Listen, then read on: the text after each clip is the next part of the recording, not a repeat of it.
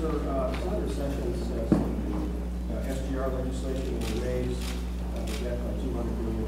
Is he correct? Well, I think,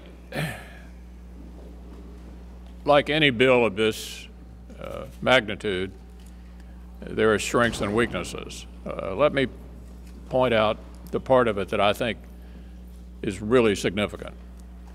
As most of you know, I was in a number of different negotiations with the Vice President surrounding debt ceilings and tax rates expiring. In every one of those, I brought up the issue of means testing for Medicare to sustain the program for a longer period of time. You know that if you take a step like that, you get enormous savings in the out years. There is significant means testing of Medicare in this SGR fix.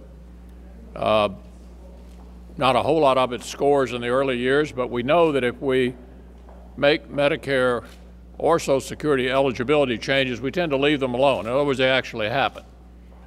And so I think that issue alone commends the bill, not to mention the fact that on something like 17 occasions we've gone through these so-called short-term fixes under which we have largely whacked providers far beyond what I think was appropriate.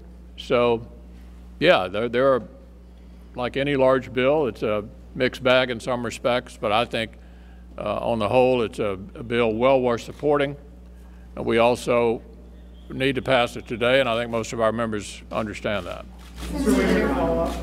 Do you anticipate bringing forward an amendment that will include requiring a pay for? Yeah, we're working on a consent agreement now that would give some amendments to both sides. Honestly, it's my hope that the amendments are not approved because we need to get this bill down to the President for signature before midnight, and I'm optimistic and hopeful we'll be able to do that.